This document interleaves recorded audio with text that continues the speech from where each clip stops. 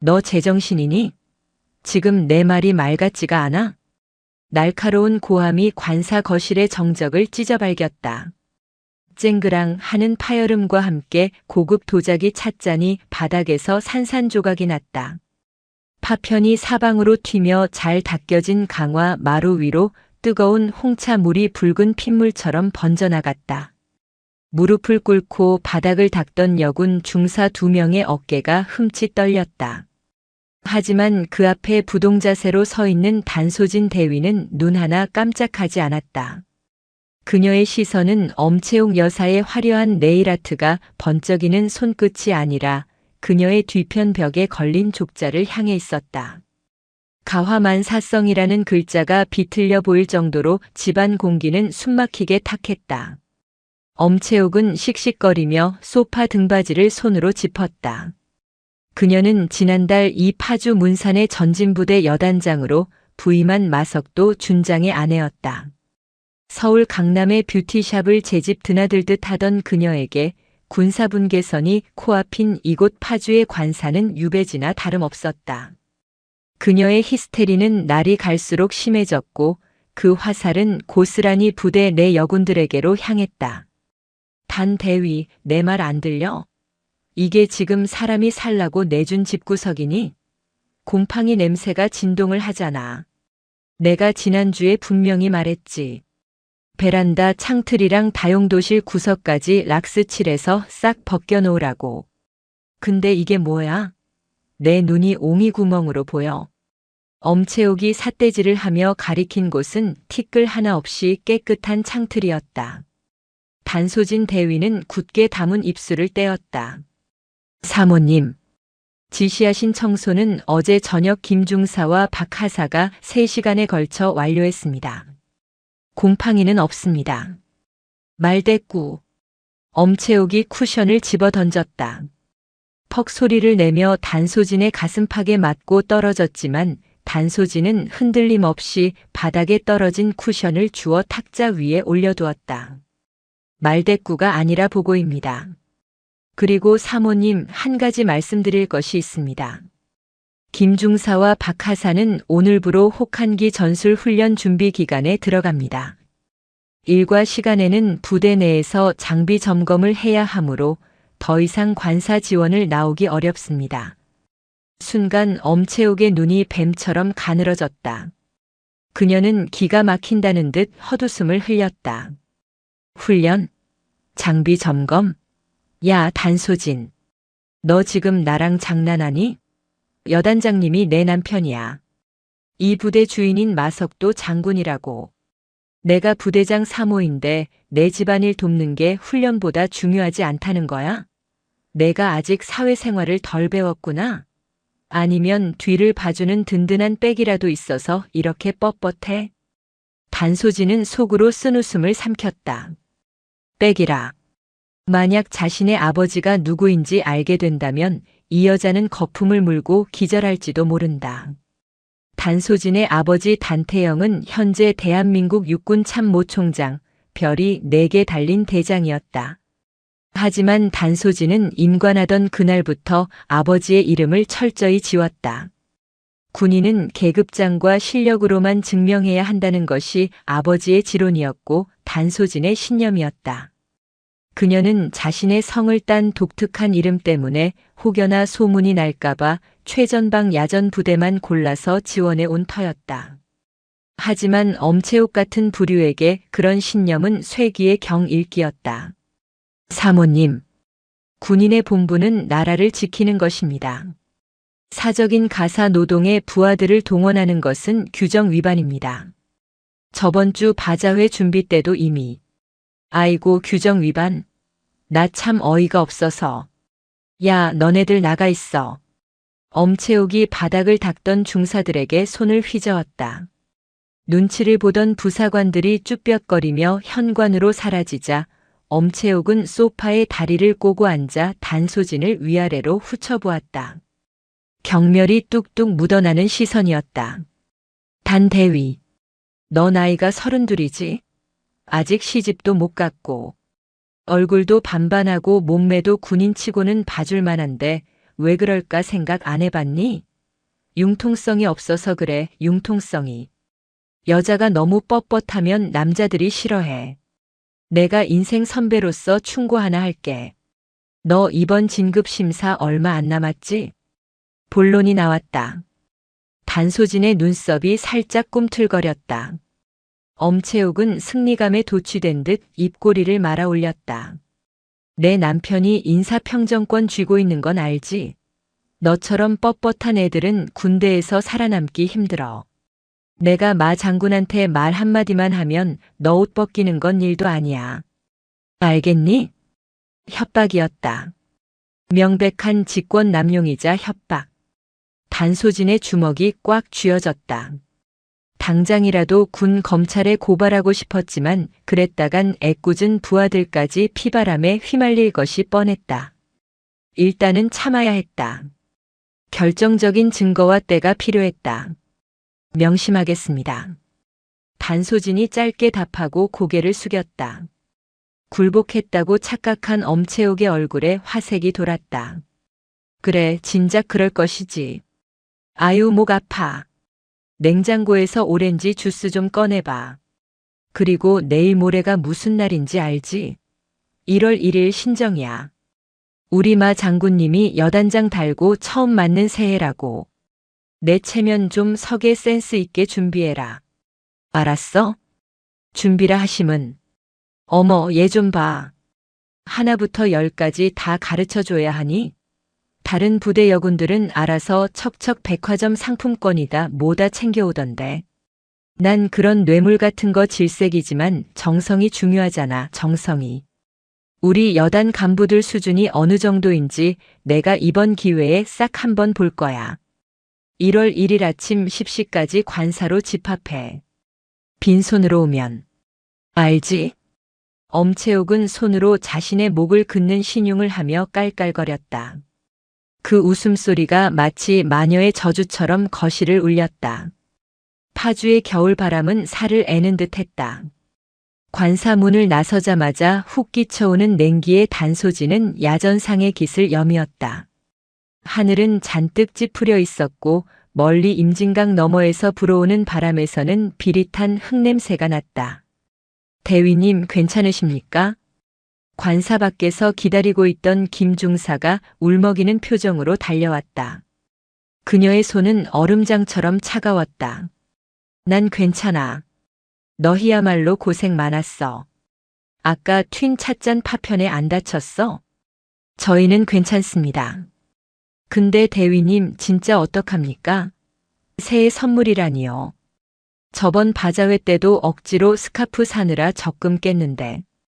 이번에는 또 뭘 바치라는 건지.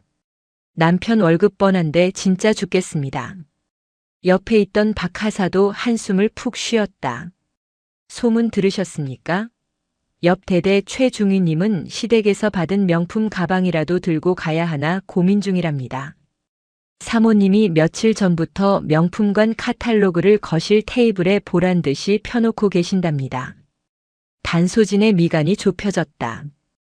이건 도를 넘어도 한참 넘었다. 군인 가족의 내조라는 명분 아래 자행되는 갈취였다. 마석도 준장은 부대 안에서는 호탕한 지휘관인 척하지만 집안 단속은커녕 아내의 치맛바람을 은근히 즐기는 위인이었다. 남편의 계급장이 제 어깨에 달린 줄 아는 여자와 그걸 방관하는 남자. 전형적인 부패의 온상이었다. 걱정하지 마. 내가 알아서 할게. 너희는 절대 무리해서 비싼 거 살 생각하지 마. 알겠어? 하지만 대위님 그랬다가 찍히면. 찍히는 건 나 하나로 좋게. 그리고 군인이 돈으로 줄 서는 거 아니야. 정석대로 가자. 단소진은 부하들을 돌려보내고 자신의 숙소인 독신자 간부 숙소로 향했다. 낡은 아파트 복도를 걸으며 그녀는 주머니 속의 휴대전화를 만지작거렸다. 저장된 번호 목록 중 아버지라는 두 글자가 눈에 들어왔다. 통화 버튼을 누르고 싶은 충동이 일었지만 그녀는 고개를 저었다. 아버지가 개입하면 상황은 쉽게 정리되겠지만 그건 아버지가 그토록 싫어하는 특혜였다. 스스로 해결해야 했다. 그리고 이왕 해결할 거라면 저들의 썩어빠진 정신머리를 뿌리째 뽑아놓아야 했다. 숙소에 도착한 단소진은 책상 서랍 깊숙한 곳을 열었다. 그곳에는 낡은 보자기 하나가 소중하게 보관되어 있었다. 10년 전 그녀가 육군사관학교를 졸업하고 소위로 임관하던 날 아버지가 건네준 선물이었다. 소진아, 군인은 명예를 먹고 사는 존재다.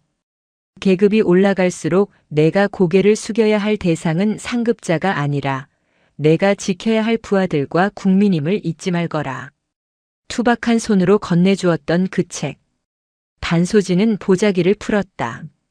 누렇게 바랜 한지 표지 위에 정갈한 붓글씨로 목민심서라는 제목이 적혀 있었다. 다산 정약용이 유배지에서 피를 토하는 심정으로 써내려간 관리의 올바른 마음가짐에 대한 지침서. 단소진은 책을 넘겼다. 첫 장에는 만년필로 꾹꾹 눌러 쓴 아버지의 친필 메모가 있었다. 청렴은 천하의 큰 장사다. 욕심이 큰 사람은 반드시 청렴하려 한다. 사람이 청렴하지 못한 것은 그 지혜가 짧기 때문이다. 아비 단태형. 단소진의 입가에 서늘한 미소가 번졌다. 뇌물을 바라는 자에게 줄 수 있는 최고의 선물. 그것은 돈으로 살 수 없는 깨우침이었다. 물론 엄채옥이 이 선물의 진정한 가치를 알아볼 리 만무했다. 오히려 불같이 화를 낼 것이 뻔했다. 하지만 그게 바로 단소진이 노리는 바였다. 판을 키워야 했다. 엄채옥이 날뛰면 날뛸수록 그녀 스스로 무덤을 파는 꼴이 될 테니까. 단소진은 목민심서를 아주 고급스러운, 누가 봐도 귀한 물건이 들어있을 법한 자개함에 넣었다. 그리고 그 위에 정중한 편지 한 통을 썼다. 겉으로 보기에는 존경과 감사를 담았지만 속뜻을 들여다보면 뼈가 있는 문장들이었다. 사모님의 고귀한 품격에 어울리는 옛 성현의 지혜를 담았습니다. 준비는 끝났다. 이제 결전의 날 1월 1일만을 기다리면 된다. 1월 1일 새해 아침이 밝았다. 파주 문산의 하늘은 맑았지만 공기는 칼날처럼 차가웠다. 전진부대 관사 앞에는 아침부터 고급 세단들이 줄지어 들어오지는 못하고 여군 장교와 부사관들이 삼삼오오 모여들었다. 다들 손에는 백화점 쇼핑백이나 화려한 선물 상자를 하나씩 들고 있었다. 표정들은 하나같이 도살장에 끌려가는 소처럼 어두웠다. 전진. 대위님 오셨습니까? 후배들이 단소진을 보고 경례를 붙였다. 단소진은 가볍게 답례하며 그들의 손을 훑어보았다. 무리하지 말라고 일렀건만 겁을 먹은 후배들은 기어이 값비싼 화장품 세트며 건강보조식품을 사들고 온 모양이었다. 개 중에는 꽤 무거워 보이는 과일 바구니를 낑낑대며 든 하사도 있었다. 다들 들어가자. 어깨 펴고. 죄 지은 사람처럼 그러지 말고. 단소진이 앞장섰다. 관사 현관문이 열리자 후끈한 난방 열기와 함께 음식 냄새가 풍겨나왔다. 거실에는 이미 다과상이 거하게 차려져 있었다. 상석에는 엄채옥이 붉은색 벨벳 원피스를 차려입고 여왕처럼 앉아 있었다. 그녀의 양옆에는 아부를 잘 떨기로 소문난 대대장 부인들이 시녀처럼 붙어 과일을 깎고 있었다. 어머, 다들 왔니? 추운데 고생했어. 들어와, 들어와. 엄채옥의 목소리는 평소보다 한 톤 더 높았다. 그녀의 시선은 들어오는 여군들의 얼굴이 아니라 그들의 손에 들린 선물 보따리에 꽂혀 있었다. 자, 다들 거기 일렬로 서봐. 새해 인사부터 해야지. 엄채옥의 지시에 여군 10여 명이 거실 한가운데 쭈르륵 줄을 섰다. 마치 점호를 받는 훈련병들 같은 모습이었다. 새해 복 많이 받으세요. 여군들이 입을 모아 외쳤다. 엄채옥은 만족스러운 듯 손뼉을 쳤다. 그래, 그래. 너희도 복 많이 받아라. 우리 마 장군님이 올해는 더 높이 올라가셔야 너희도 덕을 보지 않겠니? 자, 그럼 어디 우리 전진부대 여군들의 정성을 한번 볼까? 노골적인 요구였다. 맨 오른쪽 끝에 서 있던 김중희부터 쭈뼛거리며 앞으로 나갔다. 사모님. 이거. 약소하지만 준비했습니다. 요즘 백화점에서 제일 잘 나가는 스카프입니다. 엄채옥은 쇼핑백을 낚아채듯 받아들더니 그 자리에서 북북 찢어 내용물을 확인했다. 어머, 에르메스 패턴 흉내낸 거네. 그래도 뭐 색깔은 곱다. 너희 남편이 이번에 진급심사라며? 신경 좀 썼구나. 그래, 내가 기억해둘게. 다음. 심사위원이라도 된 듯한 태도였다. 선물의 가격표가 곧 그 사람의 충성심으로 치환되는 순간이었다. 갈비 세트, 양주, 명품 화장품. 선물이 하나씩 개봉될 때마다 엄채옥의 입꼬리는 올라갔다 내려갔다를 반복했다. 10만 원대 홍삼 세트를 들고 온 최하사에게는 넌 시골 출신이라 그런지 투박하네. 센스 좀 길러야겠다. 라며 면박을 주어 울상을 짓게 만들기도 했다.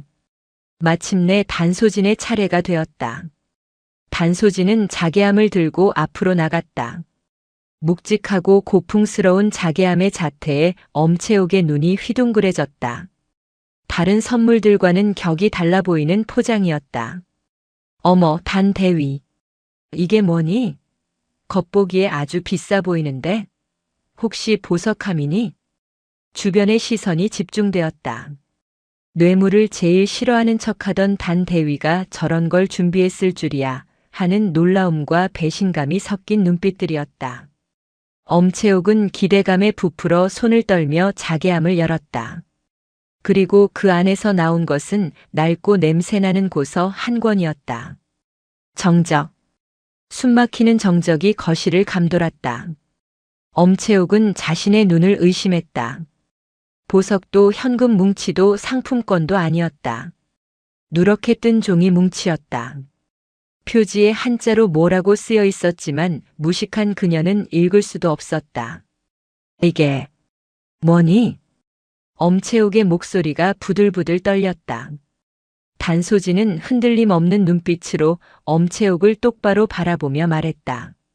목민심서입니다, 사모님. 뭐? 목민. 뭐? 다산 정약용 선생께서 관리의 부정부패를 경계하고 백성을 사랑하는 마음을 담아 쓰신 책입니다. 사모님께서 평소 저희를 바른 길로 이끄시려 애쓰시니 이 책에 담긴 청렴과 애민의 정신이 사모님의 고귀한 뜻과 가장 잘 어울릴 것 같아 준비했습니다. 단소진의 목소리는 차분했지만 그 내용은 비수처럼 날카로웠다. 너는 부정부패한 탐관오리니 이 책 읽고 정신 좀 차려라라는 뜻임을 눈치챈 여군들 사이에서 흡하고 숨을 들이키는 소리가 들렸다. 엄채옥의 얼굴이 불그락푸르락 달아올랐다. 기대가 컸던 만큼 실망과 분노는 거대했다. 감히 부하 주제에 나를 가르치려 들어? 야! 엄채옥이 비명을 지르며 책을 집어 던졌다. 툭 하는 소리와 함께 목민심서가 차가운 바닥에 나뒹굴었다. 그것도 모자라 그녀는 하이힐을 신은 발로 책을 짓밟았다. 쫙 하는 소리와 함께 낡은 표지가 찢겨나갔다. 너 지금 나랑 해보자는 거지? 나보고 탐관오리라는 거야? 내가 뇌물이나 밝히는 그런 저급한 여자로 보여? 이 미친 게 어디서 쓰레기장에서 주워온 책 쪼가리를 들고 와서 유세를 떨어. 엄채옥은 분을 이기지 못하고 씩씩거리며 단소진에게 다가갔다. 손이 높이 올라갔다. 가정교육을 어떻게 받았길래 이따위야? 내 부모가 윗사람 공경하는 법은 안 가르치디? 그 순간 단소진의 눈빛이 변했다. 지금까지의 차분함은 사라지고 서늘한 살기가 그녀의 눈동자에 맺혔다. 내 부모를 욕보이는 건 참을 수 없다. 제 아버지는 단소진이 낮고 묵직한 목소리로 입을 열었다. 윗사람은 아랫사람의 고혈을 짜내는 자리가 아니라 아랫사람을 위해 피를 흘리는 자리라고 가르치셨습니다. 그리고 단소진은 바닥에 처참하게 짓밟힌 아버지의 혼이 담긴 책을 바라보았다. 찢어진 표지 사이로 아비 단태영이라는 글씨가 흙발에 묻혀 희미하게 보였다. 그 책은 제 아버지가 가장 아끼시는 물건이었습니다. 사모님은 지금 제 선물을 밟으신 게 아니라 대한민국 군인의 명예를 밟으신 겁니다. 뭐? 명예? 웃기고 자빠졌네. 꼴에 자존심은 있어가지고. 당장 나가. 내 집에서 당장 꺼져. 그리고 너 내일부터 군 생활 편하게 할 생각 꿈도 꾸지 마. 내가 내 남편한테 말해서 너 아주 작사를 내버릴 테니까. 엄채옥이 단소진의 어깨를 떠밀었다. 단소진은 밀려나지 않고 버텼다. 팽팽한 긴장감이 감돌았다. 그때 현관문 도어록이 띠리릭 소리를 내며 열렸다. 여보, 무슨 일이야? 밖까지 고함이 다 들리는데? 마석도 준장이었다. 훈련복 차림에 그가 어리둥절한 표정으로 들어왔다. 엄채옥은 구세주라도 만난 듯 남편에게 달려가 팔짱을 끼고 거짓 눈물을 짜냈다. 여보, 저것 좀 봐요. 저단 대위라는 년이 새해부터 나를 모욕하잖아. 쓰레기 같은 책을 던지면서 나보고 탐관오리라느니 무식하다느니 악담을 퍼부었어. 나 억울해서 못 살아. 당신이 어떻게 좀 해봐. 마석도 준장의 눈이 험악하게 일그러지며 단소진을 향했다. 단대위. 이게 무슨 짓인가? 상관의 아내에게 예의를 갖추지는 못할 망정 행패를 부려. 단소진은 흐트러짐 없는 자세로 경례를 붙였다. 전진. 사모님께 행패를 부린 적 없습니다. 다만 아버지께서 물려주신 귀한 책을 선물했을 뿐입니다. 책. 무슨 책? 마석도 준장의 시선이 바닥으로 향했다. 거실 한가운데 아내의 하이힐 자국이 선명하게 찍힌 낡은 한자책이 보였다. 그는 혀를 차며 다가갔다. 쯧쯧, 분위기 파악 못하는 친구구만. 이런 고리타분한 걸 선물이라고. 그는 발로 책을 툭 찼다. 책장이 힘없이 넘어갔다. 그리고 그의 시선이 책 안쪽 첫 장에 머물렀다. 사람이 청렴하지 못한 것은 그 지혜가 짧기 때문이다. 아비 단태형. 태형. 마석도 준장의 동공이 지진이 난 듯 흔들렸다. 단태형이라니. 흔치 않은 성씨다. 게다가 이 필체, 이 문구. 어디서 많이 본 듯한. 육군 본부 회의실 액자에서 봤던가. 아니, 저번 달 하달된 참모총장 지휘 서신에 있던 그 서명과 똑같다? 마석도 준장은 홀린 듯 허리를 숙여 책을 집어들었다. 손이 덜덜 떨렸다. 설마 아니겠지. 그냥 동명이인이겠지. 대한민국의 단태형이 한둘이야? 그는 떨리는 목소리로 물었다. 단대위. 자네 부친. 함자가 어떻게 되시나? 단소진이 그를 싸늘하게 내려다보며 대답했다. 단, 자, 태, 자, 형, 자 쓰십니다. 지금 뭐 하시는 분인가? 군인이십니다. 계급이? 단소진은 잠시 침묵했다. 그 침묵의 1초가 마석도 준장에게는 1년처럼 느껴졌다. 현 육군 참모총장이십니다. 쿵. 마석도 준장의 손에서 책이 미끄러져 떨어졌다. 옆에서 씩씩대던 엄채옥이 남편을 의아하게 쳐다보았다. 여보? 왜 그래? 총장이 뭐? 쟤네 아빠가 총장이라도 된대? 웃기지 말라 그래. 총장 딸이 왜 저런 꼬라지로. 나 닥쳐. 마석도 준장이 비명을 지르듯 아내의 말을 끊었다. 그의 얼굴은 백지장처럼 하얗게 질려 있었다. 등줄기를 타고 식은 땀이 비오듯 쏟아졌다. 자신이 지금 밟고 차버린 책이 직속상관의, 아니 육군 최고 우두머리의 애장품이라고. 그리고 저 앞에 서 있는 아내가 쥐잡듯 잡았던 저 대위가 별 4개의 딸이라고. 상황 파악이 안 된 엄채옥만 눈을 동그랗게 뜨고 있었다. 당신 왜 그래? 어디 아파? 그때였다. 단소진의 휴대전화가 울렸다. 정적 속에서 벨소리는 유난히 크게 들렸다. 단소진은 휴대전화를 꺼내 화면을 확인했다. 그리고 보란듯이 화면을 마석도 준장 쪽으로 돌려보였다. 발신자 아버지 관사 앞. 아버지께서 근처에 격려차 오셨다가 떡국이나 한 그릇 하자고 하시네요. 관사 앞에 도착하셨답니다. 단소진이 덤덤하게 말했다. 마석도 준장은 다리에 힘이 풀려 그 자리에 주저앉고 말았다. 바닥에 널브러진 찢어진 목민심서가 그를 비웃는 듯 했다. 전쟁은 이제 시작이었다. 아니, 일방적인 학살의 시작이었다. 거짓말. 거짓말이지? 아버지가 와? 지금? 마석도 준장은 바닥을 기듯 허우적거리며 창가로 기어갔다. 블라인드 사이로 내다본 관사 주차장의 풍경은 그의 심장을 멈추게 하기에 충분했다. 평소라면 여군들의 소형차나 택배 트럭이 서 있어야 할 자리에 칠흑처럼 검은 세단 2대가 육중한 위용을 뽐내며 정차해 있었다. 번호판에는 숫자가 아닌 은빛으로 빛나는 별 4개가 박힌 성판이 달려 있었다. 그 옆에는 헌병 호송차와 수행원들이 탑승한 승합차가 도열해 있었다. 부대 방문이나 공식 행사도 아닌 예고 없는 개인적인 방문. 이건 단순한 시찰이 아니었다. 호랑이가 새끼를 건드린 사냥개를 잡으러 굴속까지 들어온 형국이었다. 여보, 이건 뭐야? 저 차 뭐야? 엄채옥도 창밖을 내다보더니 입을 딱 벌렸다. 군대에 대해 무지한 그녀조차 본능적으로 느낄 수 있었다. 저 차들은 남편의 관용차인 KO 따위와는 비교도 할 수 없는 권력의 상징이라는 것을. 문 열어라. 단소진 대위의 낮고 서늘한 목소리가 들려왔다.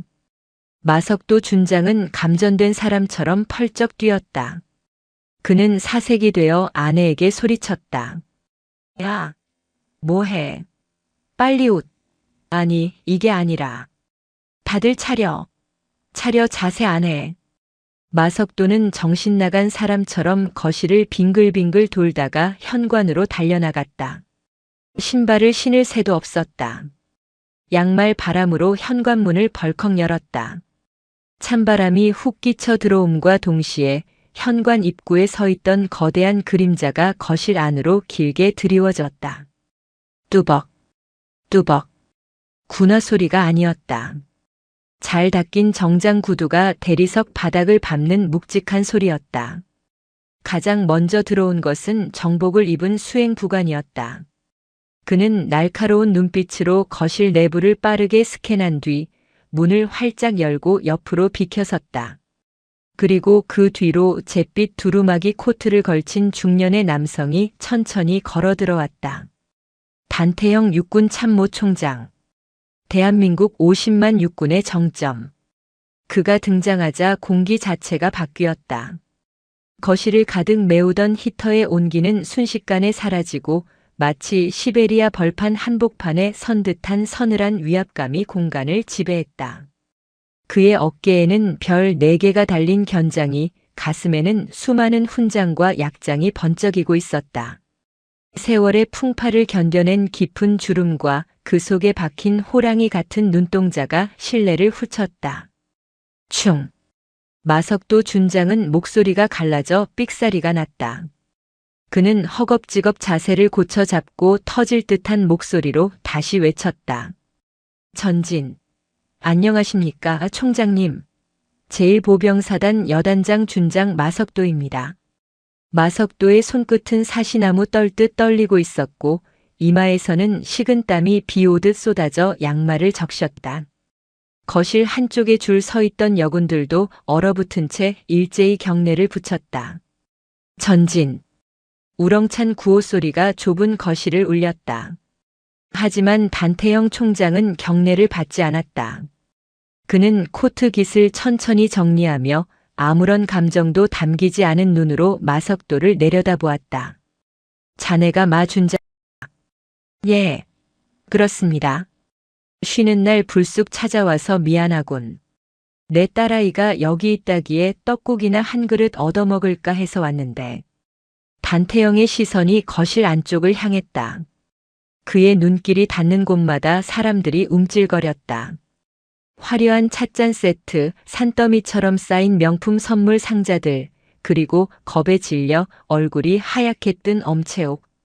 단태영의 미간이 살짝 찌푸려졌다.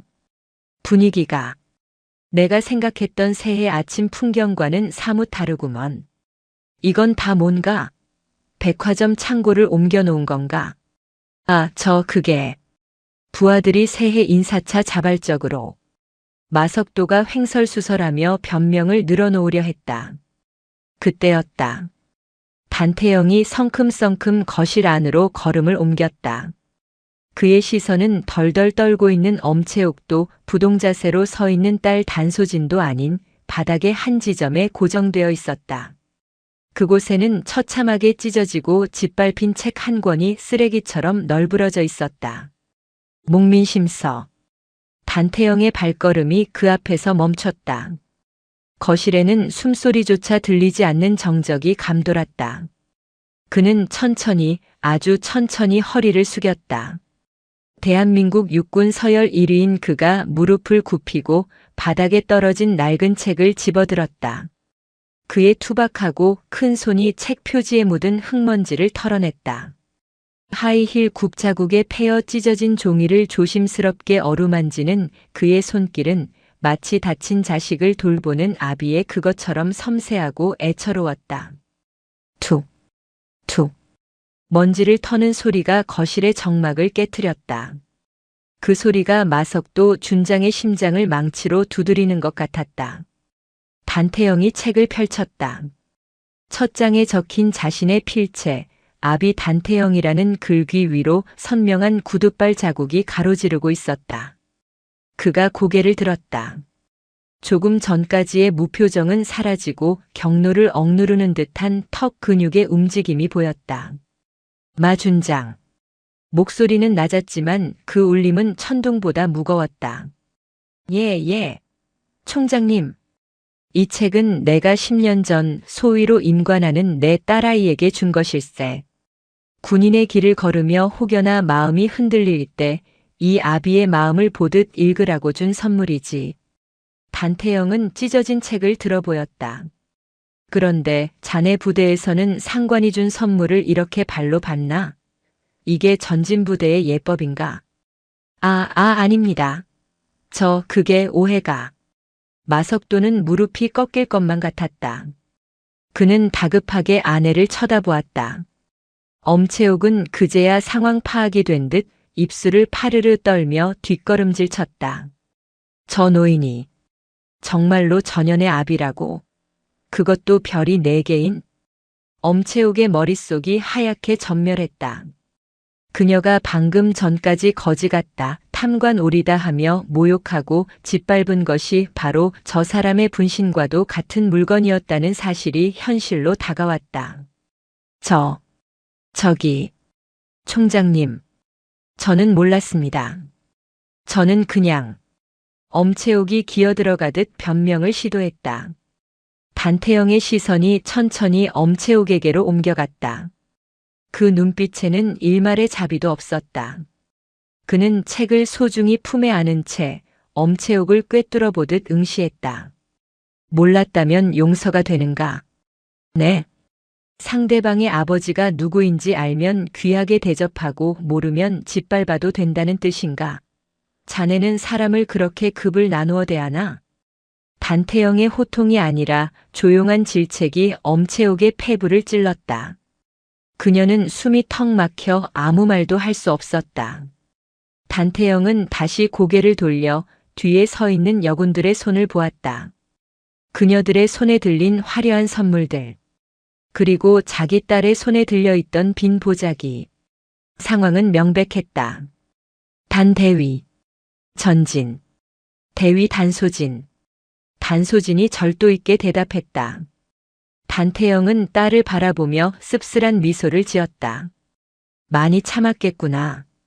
아비가 준 책이 너를 지켜주지는 못할 망정 오히려 내 자존심을 다치게 했어. 아닙니다. 제 불찰입니다. 아니야. 내 잘못이 아니다. 단태영은 품에서 손수건을 꺼내 책의 찢어진 부분을 감쌌다. 그리고 다시 마석도 준장을 향해 돌아섰다. 그의 눈빛이 이번에는 맹수처럼 번뜩였다. 마석도 준장. 내 오늘 자네 집에 떡국을 얻어먹으러 왔는데 밥맛이 뚝 떨어지는군. 자네가 내 딸에게 밥 한 끼 대접할 자격이 있는지부터 확인해 봐야겠어. 단태영은 뒤에 서 있던 수행부관에게 손짓했다. 감찰감 연결해. 예, 알겠습니다. 부관이 즉시 전화기를 꺼내들었다. 감찰감이라는 단어가 나오는 순간 마석도 준장은 그 자리에 털썩 주저앉고 말았다. 다리에 힘이 풀려버린 것이다. 감찰감. 군 내부의 비리를 조사하는 저승사자. 총장의 직통 명령으로 감찰이 뜬다는 것은 부대 전체를 이잡듯이 뒤져서 뼈와 살을 분리해 놓겠다는 사형 선고나 다름없었다. 총장님, 살려주십시오. 한 번만 용서해 주십시오. 제가 집사람 교육을 잘못시켜서. 마석도가 바닥에 머리를 찌우며 애원했다. 여보, 당신도 빨리 빌어. 이 사람이 누군 줄 알고 서 있어. 마석도가 아내의 바짓단을 잡아당겼다. 엄채옥은 넋이 나간 표정으로 마치 꿈을 꾸는 듯 멍하니 서 있다가 남편의 손길에 휘청거리며 무릎을 꿇었다. 그녀의 화려한 벨벳 원피스가 찻잔 파편이 널린 바닥에 닿아 더러워졌지만 신경 쓸 겨를이 없었다. 단태영은 그들의 추태를 싸늘하게 내려다보며 말했다. 빌지 마라. 군인은 잘못을 했으면 책임을 지는 거지 비는 게 아니다. 자네가 달고 있는 그 별이 부끄럽지도 않나? 단태영은 뒤도 돌아보지 않고 단소진에게 말했다. 소진아, 가자. 이런 곳에 더 있다가는 내 군복에도 냄새가 배겠다. 예, 알겠습니다. 단소진은 부하들에게 눈짓으로 걱정 말라는 신호를 보내고 당당하게 아버지의 뒤를 따랐다. 현관문이 닫히는 소리가 쾅 하고 울렸다. 거실에는 주저앉아 통곡하는 마석도 준장과 공포에 질려 실성한 사람처럼 중얼거리는 엄채옥, 그리고 이 믿기지 않는 사이다 같은 상황에 입을 틀어막고 환호성을 참는 여군들만이 남았다. 그날 파주의 겨울바람은 그 어느 때보다 매서웠지만 관사를 나서는 단소진의 가슴은 그 어느 때보다 뜨거웠다. 현관문이 닫히고 단태형 총장의 차량 행렬이 관사 주차장을 빠져나가는 그 짧은 순간 101동 201호 거실은 말 그대로 아수라장이 되었다. 으악! 마석도 준장이 짐승 같은 비명을 지르며 거실 테이블을 엎어버렸다. 와장창 하는 소리와 함께 엄채옥이 아끼던 크리스털 화병과 과일 접시들이 바닥을 굴렀다. 미쳤어. 내가 미쳤지. 돌았어. 야, 이 여편네야. 내가 지금 무슨 짓을 저질렀는지 알아? 마석도는 넥타이를 풀어 헤치며 아내에게 달려들었다. 평소 아내의 귀에 눌려 찍소리 못하던 그였지만 인생이 나락으로 떨어지기 직전의 공포는 그를 미치광이로 만들었다. 당신 왜 이래? 나한테 왜 소리를 질러? 내가 알았어? 걔가 총장 딸인 줄 내가 알았냐고. 걔가 작정하고 숨긴 걸 나보고 어쩌라고. 엄채옥도 지지 않고 악을 썼다. 하지만 그녀의 목소리는 공포로 잘게 떨리고 있었다. 그녀는 본능적으로 알았다. 자신이 건드려서는 안 될 영린을 건드렸다는 것을. 그동안 자신이 여왕처럼 군림할 수 있었던 건 오로지 남편의 별 하나 때문이었는데 그 별이 지금 떨어지기 일보 직전이었다. 몰랐으면, 모르면 조심이라도 했어야지. 내가 평소에 뭐라 그랬어? 요즘 군대 옛날 같지 않다고 제발 좀 조용히 살자고 했잖아. 바자회, 강매, 관사, 청소? 너 진짜 제정신이야? 감찰 뜨면 그거 다 횡령이야, 횡령. 누가 횡령이래? 다 불우이웃 돕기. 불우이웃? 그 돈 내 명품백 사는데 들어간 거 누가 모를 줄 알아? 계좌 추적하면 다 나와. 나 이제 끝났어. 옷 벗는 걸로 안 끝나. 감옥 간다고. 연금도 박탈이야. 우리 이제 길바닥에 나앉게 생겼다고. 길바닥이라는 말에 엄채옥의 눈동자가 흔들렸다. 그때 현관 쪽에 서 있던 여군들이 슬금슬금 뒷걸음질 치기 시작했다. 이 콩가루 집안 싸움을 더 보고 싶지도 않았고 엮이고 싶지도 않았다. 야, 너희들 어디가? 거기 안 서? 엄채옥이 도망가려는 김중희를 향해 삿대질했다. 하지만 김중희의 표정은 예전과 달랐다. 두려움 대신 경멸이 서려 있었다. 사모님. 아니, 엄채옥 씨. 김중희가 싸늘하게 말했다. 저희는 이제 복귀하겠습니다. 그리고 앞으로 공적인 업무 외에는 연락하지 마십시오. 아, 바자회 때 강매하신 스카프 영수증이랑 계좌 이체 내역은 저희가 잘 보관하고 있으니 걱정 마시고요. 이것들이 진짜. 가자. 여군들은 미련 없이 등을 돌렸다. 현관문이 쾅 닫히자 거실에는 마석도와 엄채옥 그리고 깨진 그릇 조각들만이 남았다. 정막도 잠시 마석도의 휴대전화가 미친 듯이 울려대기 시작했다. 육군본부 인사사령부 군단장 비서실 헌병대장. 평소라면 반가웠을 이름들이 이제는 저승사자의 호출명단처럼 보였다. 마석도는 떨리는 손으로 전화를 받으려다 전화기를 바닥에 집어 던졌다. 받을 용기조차 없었다. 같은 시각 자유로를 달리는 검은색 세단 안. 뒷좌석에는 단태형 총장과 단소진 대위가 나란히 앉아 있었다. 차 안의 공기는 무거웠지만 아까 관사에서 느꼈던 살벌함과는 달랐다. 단태형이 손수건으로 감싼 찢어진 목민심서를 무릎 위에 올려두고 있었다. 아깝게 되었구나. 내 할아버지 때부터 내려오던 책인데. 수선하면 됩니다. 내용은 사라지지 않으니까요. 단소진이 덤덤하게 대답했다. 단태형은 딸의 옆 얼굴을 물끄러미 바라보았다. 강단 있는 눈매가 자신을 쏙 빼닮았다. 왜 말하지 않았냐? 그 정도 괴롭힘이면 내게 언질이라도 줄 수 있었을 텐데. 제가 선택한 길입니다. 아버지가 도와주시면 그건 제 군생활이 아니라 아버지의 군생활 이막이 되는 거니까요. 그리고 제 부하들이 보는 앞에서 제 힘으로 버티는 모습을 보여주고 싶었습니다. 미련한 녀석. 하지만 장하구나. 단태형의 투박한 손이 딸의 어깨를 툭툭 두드렸다. 걱정 마라. 이제부터는 아비가 아니라 육군 참모총장으로서 할 일을 할 테니. 군의 기강을 무너뜨린 자들에게 자비는 없다. 단태형이 앞 좌석의 부관에게 짧게 지시했다. 도착하는 대로 감찰관에게 전해. 먼지 하나까지 털어내라고. 특히 관사 운영비, 복지기금 그리고 부인의 명목으로 거둔 불법 찬조금 내역. 10원짜리 하나라도 비면 그 책임을 엄중히 물을 거라고. 예, 알겠습니다. 차창 밖으로 파주의 황량한 겨울 들판이 빠르게 지나갔다. 하지만 단소지는 이제 춥지 않았다. 폭풍은 예상보다 훨씬 빠르고 강력하게 들이닥쳤다. 1월 2일 아침 전진부대 사령부는 그야말로 쑥대밭이 되었다. 보통 감찰이라고 하면 며칠 전에 예고, 공문을 보내고 서류를 준비할 시간을 주는 것이 관례였다. 하지만 이번엔 달랐다. 특별 감찰이었다.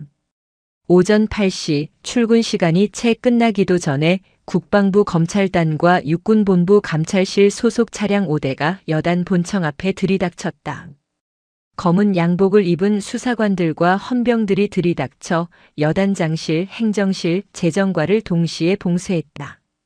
지금 이 시간부로 여단 내 모든 문서와 전산 자료의 이동을 금지합니다. 손 머리 위로 올리고 책상에서 물러나십시오. 드라마에서나 보던 압수수색 광경에 간부들은 입을 다물지 못했다. 여단장실에 앉아있던 마석도 준장은 멍하니 문을 열고 들어오는 감찰관을 바라보았다. 감찰관은 마석도의 육사 3년 후배였지만 경례조차 생략했다. 마석도 준장님, 직권남용, 뇌물수수, 공금횡령 및 폭행방조 혐의로 긴급 감찰 조사를 실시합니다. 협조해 주시죠. 아니, 김대령. 나야 나. 우리 작년에 골프도 같이 쳤잖아. 이거 왜 이래? 오해가 있다니까? 마석도가 비굴하게 웃으며 다가가려 했지만 김대령은 싸늘하게 그를 막아섰다. 오해는 조사실에서 푸시죠. 그리고 사모님 소환 조사도 동시에 진행됩니다. 관사로 수사관들 보냈습니다. 뭐? 집사람까지? 그 시각 관사.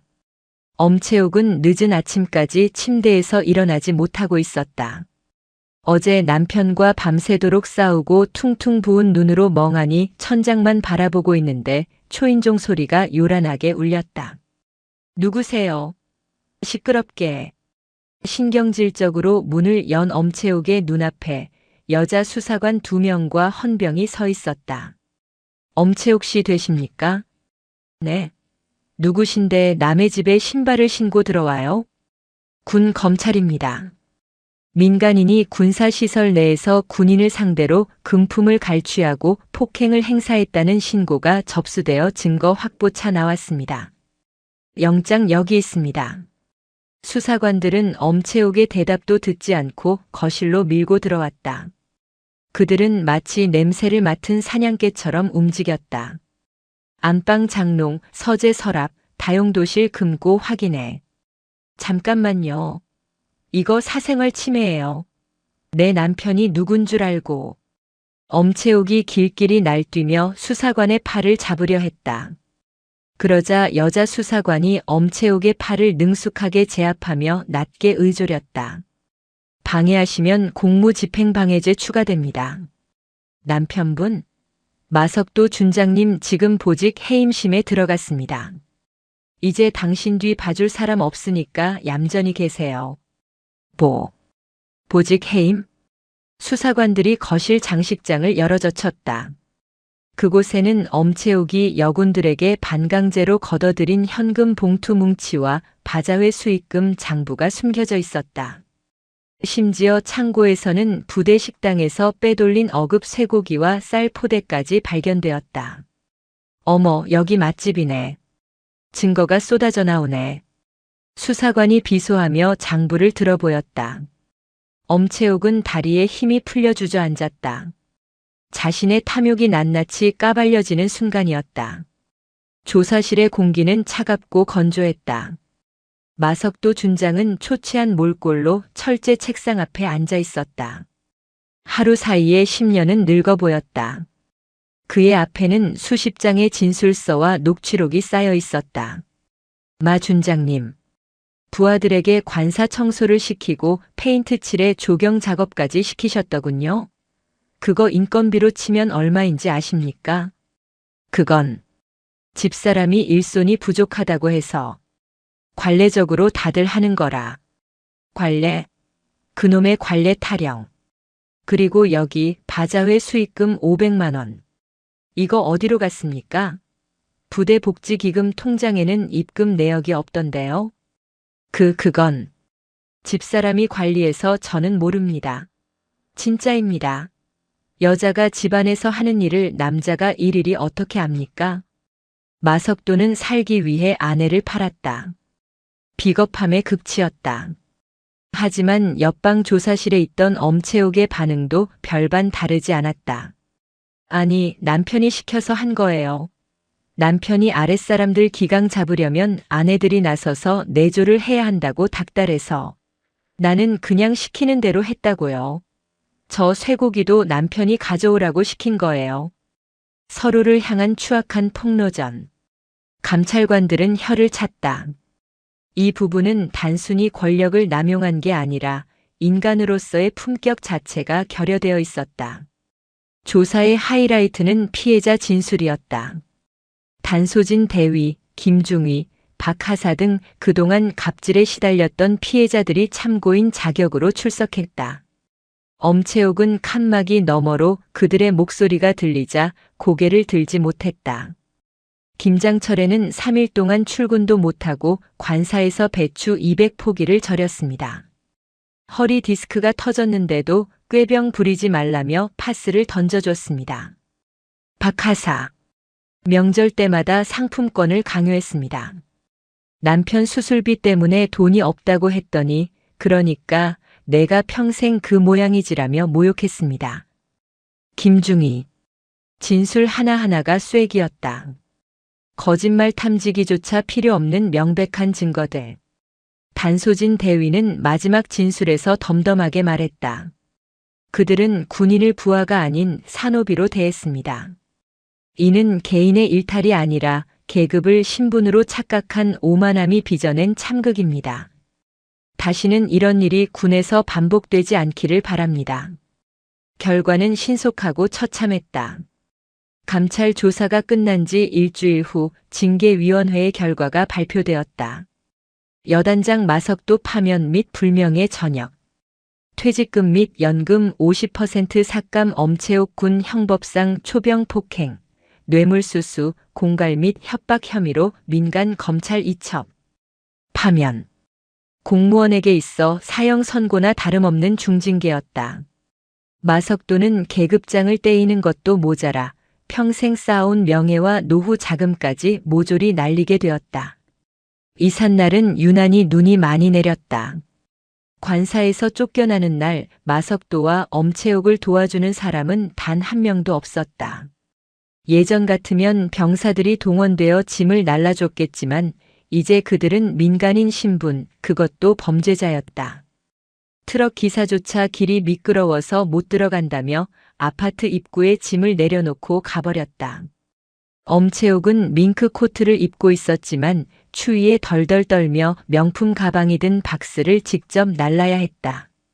하이힐이 눈길에 미끄러져 엉덩방아를 찧었다. 아이고 내 허리. 당신 뭐해? 좀 들어줘. 시끄러워. 내가 지금 너 때문에 이 꼴이 됐는데. 두 사람이 눈밭에서 짐을 두고 싸우고 있을 때 저 멀리서 군용 지프 한 대가 다가왔다. 차에서 내린 사람은 단소진 대위였다. 그녀는 정복을 말끔하게 차려입고 있었다. 가슴에는 새롭게 받은 표창 약장이 빛나고 있었다. 단소진은 엉망진창이 된 부부에게 다가갔다. 마석도는 고개를 푹 숙였고 엄채옥은 도끼 어린 눈으로 그녀를 쏘아보았다. 구경 왔니? 꼴 좋다고 비웃으러 왔어? 단소진은 대답 대신 주머니에서 작은 상자 하나를 꺼내 엄채옥에게 내밀었다. 1월 1일 엄채옥이 그토록 기대했던 화려한 포장이 아니었다. 투박한 종이 상자였다. 이게 뭐야? 엄채옥이 경계하며 상자를 받았다. 단소진이 말했다. 떠나시는 길에 드리는 마지막 선물입니다. 엄채옥이 상자를 열었다. 그 안에는 손바닥만 한 거울 하나가 들어있었다. 물? 사모님께서 언젠가 그러셨죠. 제게 융통성이 없다고 주제 파악 좀 하라고. 이 거울 보시면서 곰곰이 생각해 보시길 바랍니다. 진짜 주제 파악이 필요한 사람이 누구였는지. 너. 그리고 이건 전 여단장님께. 단소진은 마석도에게 봉투 하나를 건넸다. 그 안에는 5만 원짜리 지폐 한 장이 들어있었다. 저희 아버지께서 떡국값은 해야 하지 않겠냐며 주신 겁니다. 가시는 길에 국밥이라도 한 그릇 사 드십시오. 뇌물이 아니라 적선이니 부담 갖지 마시고요. 단소진은 더 이상 볼 일 없다는 듯 돌아섰다. 그녀의 뒷모습을 향해 엄채옥이 거울을 집어 던지려 했지만 미끄러운 눈길의 중심을 잃고 다시 한번 꽈당 넘어지고 말았다. 으앙! 엄채옥의 통곡 소리가 파주에 눈 덮인 하늘로 퍼져나갔다. 하지만 그 울음소리에 귀 기울이는 사람은 아무도 없었다. 관사 창문 너머로 그 모습을 지켜보던 김중희와 여군들이 조용히 커튼을 닫았다. 그들의 긴 겨울이 끝나고 비로소 봄이 오고 있었다. 파주의 겨울은 길었다. 마석도 준장이 불명예스럽게 옷을 벗고 떠난 자리에 새로운 여단장이 부임했지만 부대 안의 공기는 여전히 어수선했다. 소문은 발보다 빨랐다. 단소진 대위가 참모총장의 딸이다라는 사실은 하루 만에 전군에 퍼졌다. 어제까지만 해도 단소진을 융통성 없는 꽉 막힌 여자라고 뒷담화하던 간부들이 이제는 그녀가 지나갈 때마다 90도로 허리를 굽혔다. 식당에 가면 반찬이 더 많이 담겼고 당직 근무표는 알게 모르게 편한 날짜로 조정되어 있었다. 단소진은 그 모든 호의가 역겨웠다. 이봐, 단 대위. 아니, 단소령 진급 예정자님? 커피 한잔 하지. 행정부여단장이 비굴한 웃음을 흘리며 믹스커피를 타왔다. 단소진은 서류에서 눈을 떼지 않은 채 건조하게 답했다. 괜찮습니다. 하던 업무가 있어서요. 에이, 너무 빡빡하게 굴지 마. 아버님. 아니, 총장님은 건강하시지? 이번 주말에 서울 가나? 부여단장님. 공무 외적인 이야기는 삼가주셨으면 합니다. 단소진의 칼 같은 대답에 부여단장의 얼굴이 붉게 달아올랐다. 그는 머쓱한 듯 뒷머리를 극적이며 물러났지만 돌아서는 등 뒤로 재수 없는 년 아빠 믿고 유세는 이라는 속삭임이 들리는 듯 했다. 문제는 내부의 시선만이 아니었다. 진짜 위기는 외부에서 찾아왔다. 마석도 준장이 횡령한 비자금 장부. 감찰 조사 과정에서 엄채옥이 작성한 그 빨간 장부의 존재가 소문으로 흘러나갔다. 그 장부에는 단순히 마석도 혼자 먹은 돈만 적혀 있는 게 아니었다. 마석도가 진급을 위해 줄을 댔던 윗선들의 명단이 고스란히 들어 있었다. 육군본부 인사사령부 소속 최창수 소장. 그는 마석도의 육사 선배이자 군내 사조직인 하나회의 아류라 불리는 청죽회의 핵심 멤버였다. 마석도가 매달 상납했던 바자회 수익금의 종착지가 바로 그였다. 서울 용산 국방부 인근의 한 요정. 최창수 소장은 찻잔을 집어 던졌다. 뭐? 마석도 그 멍청한 새끼가 장부를 남겼어? 그리고 그게 지금 감찰실로 넘어갔다고. 예, 그렇습니다. 하지만 아직 정식 수사로 전환되진 않았습니다. 단태형 총장이 쥐고 흔들기 전에 우리가 먼저 선수 쳐야 합니다. 부관의 보고에 최창수 소장의 눈이 번들거렸다. 단태형. 그 늙은 호랑이가 내 밥줄을 끊기 전에 내가 먼저 목을 물어야지. 감찰실장이 내 동기야. 아직 장부 원본은 봉인되어 있어. 그걸 빼돌리려면. 그래, 시선을 돌려야지. 최창수는 비열한 미소를 지었다. 단소진. 그 계집애를 건드려. 총장 딸이 부대 내에서 위화감을 조성하고 아버지 백 믿고 하극상을 저질렀다고 투서를 넣어. 요즘 세상에 공정 이슈만큼 불붙기 좋은 게 없지. 금수저가 흑수저 지휘관 마석도를 담갔다고 여론전을 펼치는 거야. 썩은 물은 고이기 마련이고 그들은 자신들의 생존을 위해 가장 비열한 수를 두기 시작했다. 며칠 뒤 육군 인트라넷 익명 게시판인 대나무 숲이 발칵 뒤집혔다.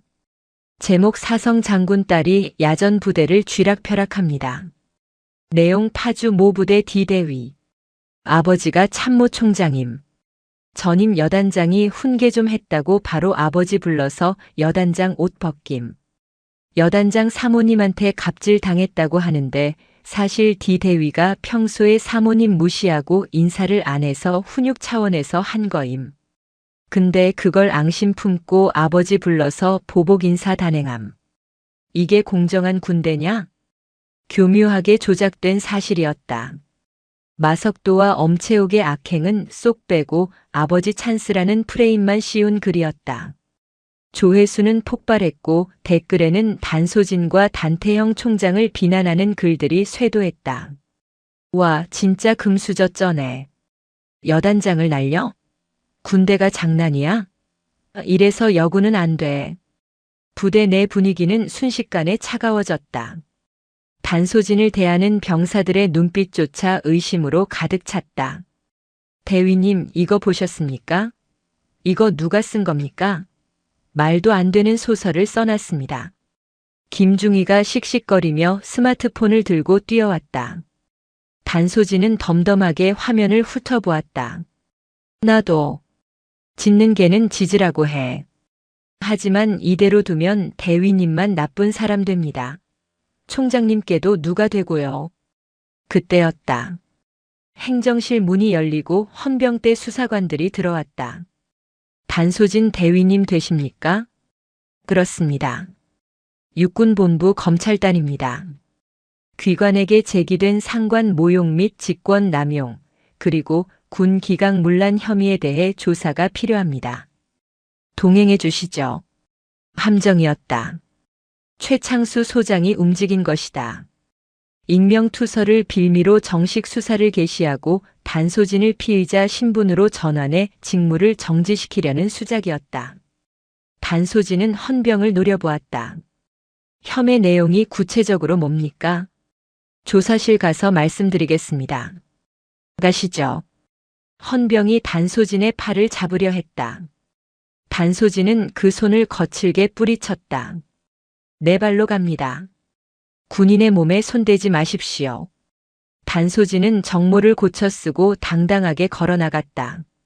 창밖에는 그녀를 걱정스럽게 바라보는 김중희와 박하사, 그리고 그녀를 비웃으며 수군거리는 다른 간부들의 시선이 엇갈리고 있었다. 서울로 압송된 단소진은 헌병대 지하 조사실에 갇혔다. 담당 수사관은 최창수 소장의 라인인 박중령이었다. 단대위, 솔직하게 말해. 마석도 준장 몰아내려고 함정 판 거 맞지? 목민심선이 뭐니 일부러 자극해서 엄채옥 씨가 실수하게 유도한 거잖아. 유도가 아니라 팩트입니다. 그들은 비리를 저질렀고 처벌받았습니다. 말대꾸하지 마. 내 아버지가 총장이면 다야? 여기는 법대로 하는 곳이야. 너 지금 인정 안 하면 하극상으로 군사재판 넘길 거야. 그럼 내 아버지 얼굴에 먹칠하는 꼴 될 텐데. 박중령은 교묘하게 아버지의 이름을 들먹이며 압박했다. 단태형 총장은 이 상황에 개입할 수 없었다. 딸의 수사에 개입하는 순간 그것이야말로 권력형 비리가 되어버리기 때문이다. 최창수 소장은 바로 그 점을 노린 것이었다. 단소진은 눈을 감았다. 아버지가 보고 싶었지만 이를 악물었다. 이건 자신의 싸움이었다. 그날 이후의 육군본부는 그야말로 폭풍전야였다. 단소진이 제출한 마석도의 비망록은 핵폭탄급 위력을 발휘했다. 헌병대가 아니라 국방부 합동수사단이 꾸려졌고 성역 없는 수사가 시작되었다. 익명 게시판에 단소진을 모함했던 글의 작성자 IP도 추적되었다. 놀랍게도 그곳은 최창수 소장의 집무실이었다. 여론은 순식간에 뒤집혔다.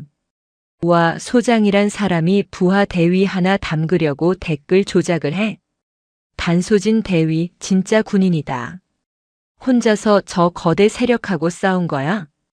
총장 딸이라서가 아니라 그냥 단소진이 능력자였네. 비난의 화살은 찬사로 바뀌었지만 단소진은 일희일비하지 않았다. 그녀의 목표는 오직 하나, 군을 좀먹는 암덩어리를 도려내는 것이었다. 일주일 뒤 육군 인사사령부. 최창수 소장은 집무실에서 짐을 챙기고 있었다. 그는 자신이 팽당했다는 것을 직감했다. 해외 도피라도 하려고 여권을 찾던 중 집무실 문이 쾅 하고 열렸다. 뭐야? 노크도 없이. 최창수가 소리쳤지만 들어온 것은 정복을 입은 수사관들과 그 뒤에 선 단소진 대위였다. 최창수 소장님. 뇌물수수, 직권남용, 그리고 무고 교사 혐의로 긴급 체포합니다. 수사관이 최창수에게 다가가 미란다 원칙을 고지했다. 최창수는 씩씩거리며 단소진을 노려보았다. 이 건방진 계집애가 내 아비 믿고 까부는 거냐? 내가 누군지 알아? 내 뒤에 누가 있는 줄 아냐고. 마지막 발악이었다. 단소진은 흔들림 없이 그에게 다가갔다. 그리고 징그러운 벌레를 보듯 차가운 눈빛으로 말했다. 제 아버지를 믿은 게 아닙니다. 저는 대한민국 군법과 정의를 믿었습니다. 그리고 당신 뒤에는 아무도 없습니다. 당신 같은 범죄자를 지켜줄 사람은 군대에 없으니까요. 철커덕. 최창수의 손목에 은팔찌가 채워졌다. 끌려나가는 그의 등 뒤로 부대원들의 싸늘한 시선이 꽂혔다. 마석도 준장에서 시작된 썩은 줄기가 마침내 뿌리째 뽑히는 순간이었다. 계절이 바뀌고 파주 전진부대에도 완연한 봄이 찾아왔다.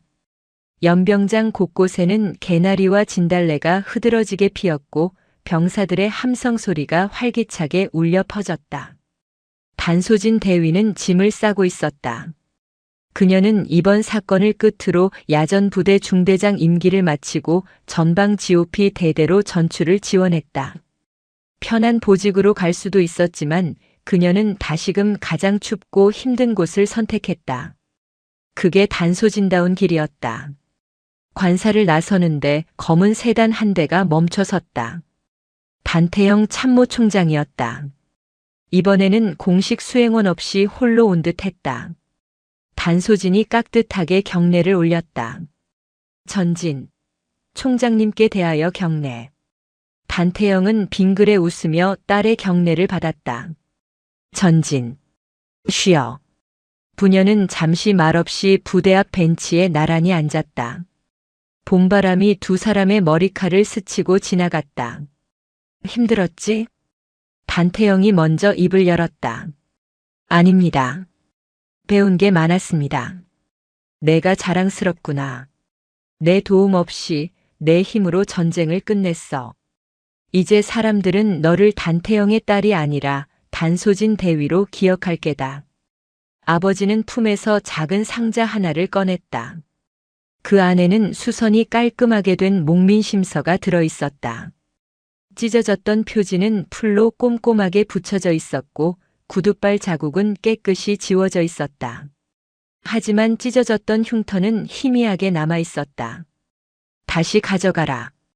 상처 입은 책이지만 그래서 더 단단해졌을 게다. 군인의 명예라는 게 그런 거란다. 짓밟히고 찢어져도 다시 붙이고 털어내서 지키는 것.